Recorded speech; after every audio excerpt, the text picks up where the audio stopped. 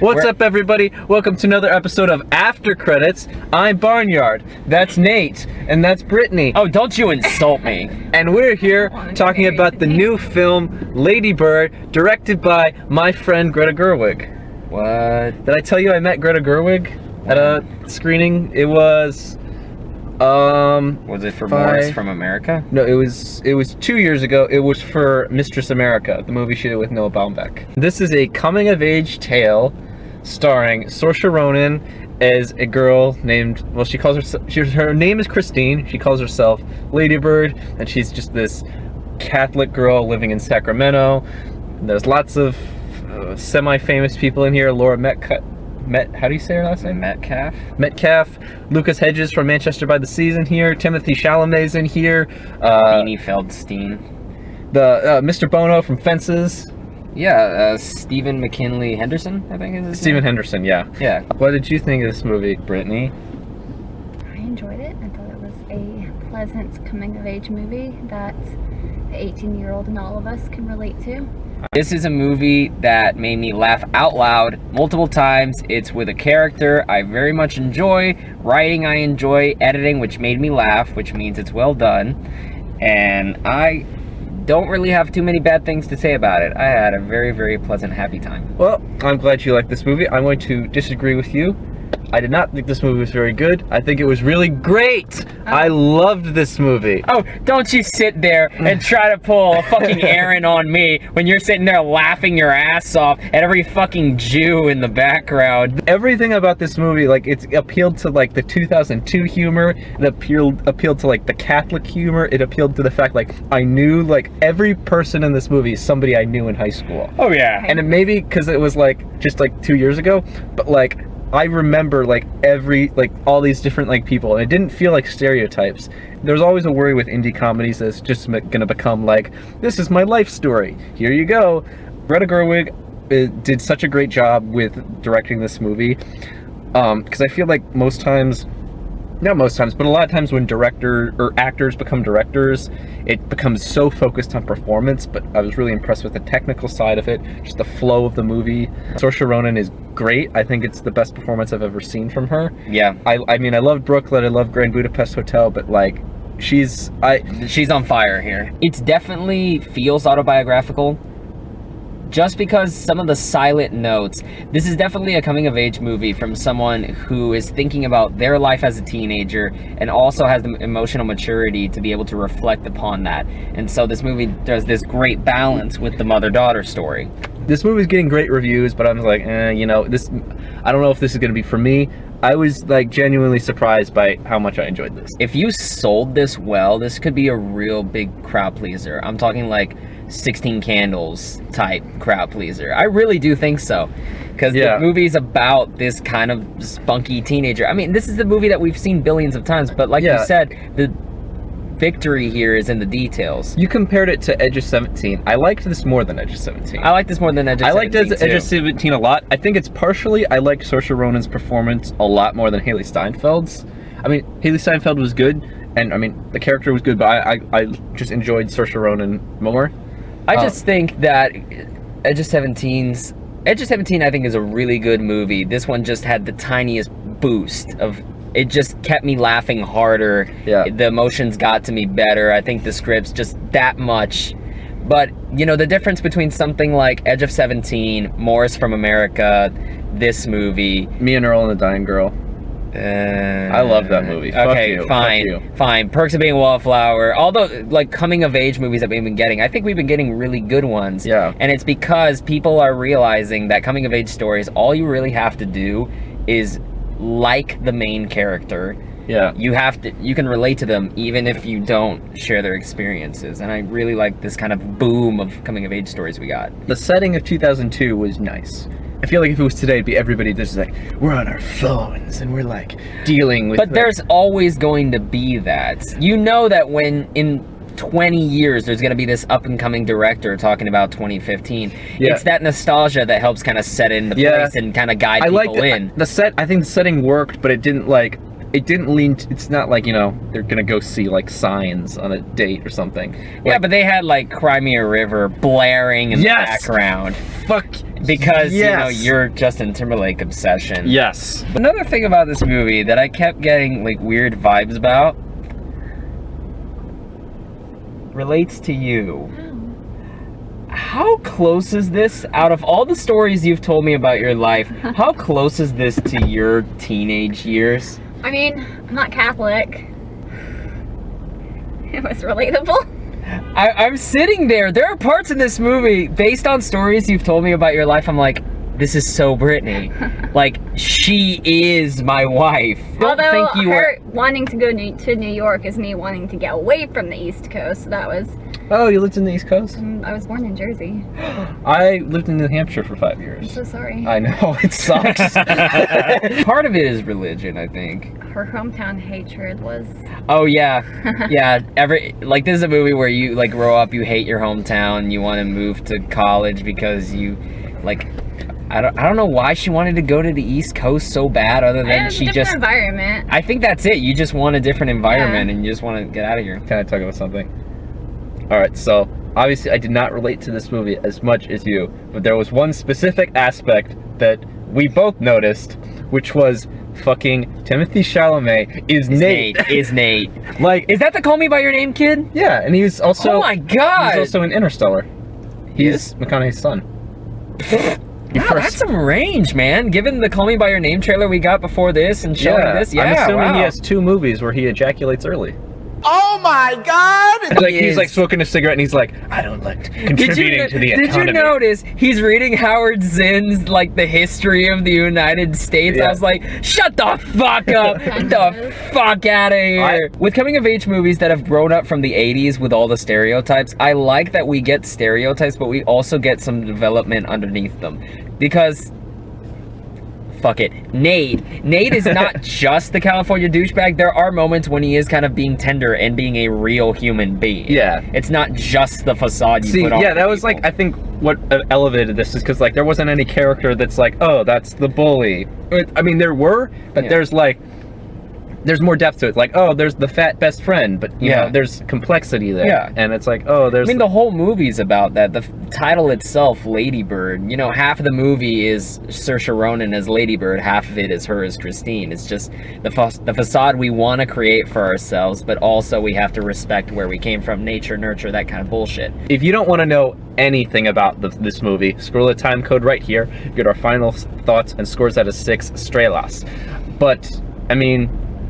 it's not like we're saying Superman dies or something. I don't like this in teenage movies whenever the main character tries to get in good with the popular chick so she ditches her best friend. I've seen that plot point happen in all these movies, and up until that point, like, the movie was on fire. It was stuff I'd seen before, but it was so radically...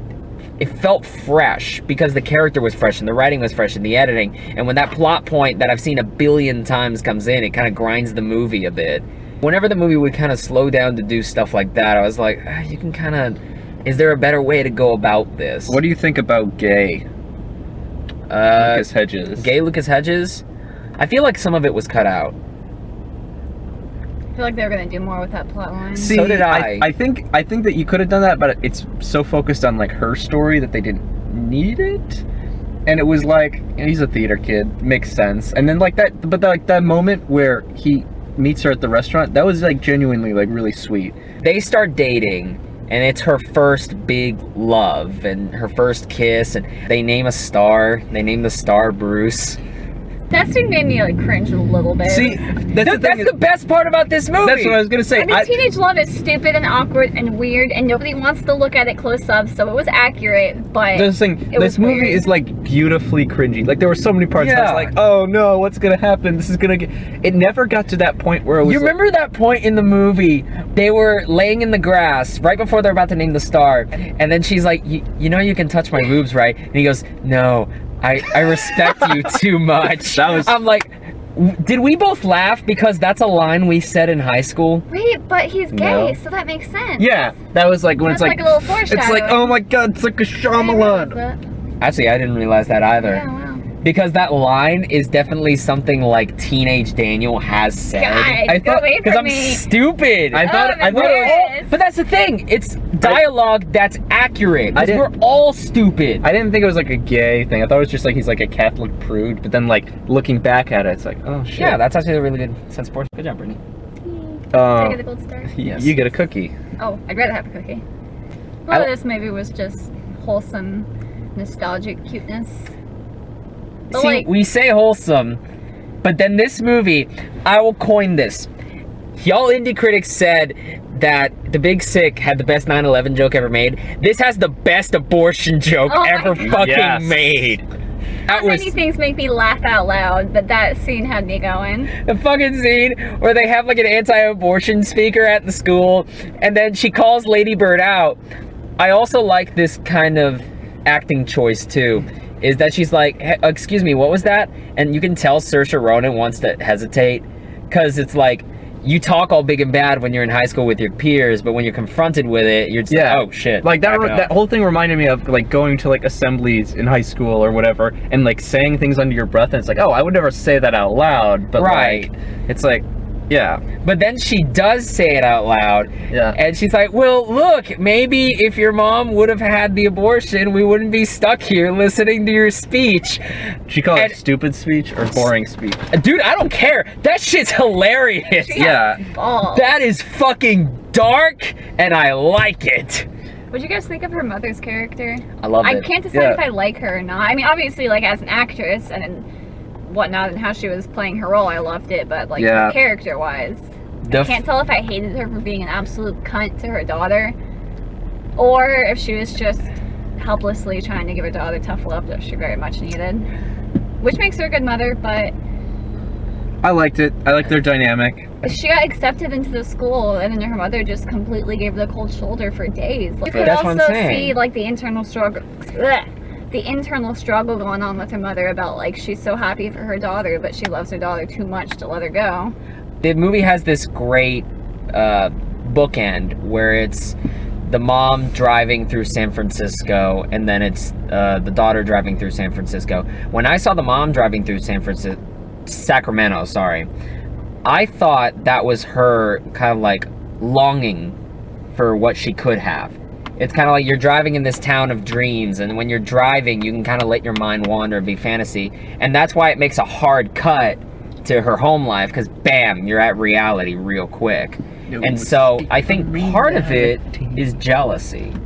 I think her mom is really envious that Ladybird's able to eventually go out and find her place in the world and gain more opportunities. When they're looking at the houses, I saw that as really like, wow. Yeah, that would make me really sad. Like shopping for what you can't ever have. That But that's the way maybe they they're secure are. enough to. But I mean, their house wasn't even that bad. Like the scene where they were driving through the neighborhood. I think whenever they were going home after something, and it was like slowly downgrading to like a worse neighborhood. I thought it was just gonna like keep going to like the slums of the city, but they actually People still live getting, in a like, pretty stabbed. nice neighborhood. I guess that's your comparison of the neighborhood, like the way you're bringing that in. But from their point of view, they're looking like Hollywood's True. that way. Yeah, that's true. Yeah. They've got a big gap, and they're both very ambitious, fanciful, imaginative people.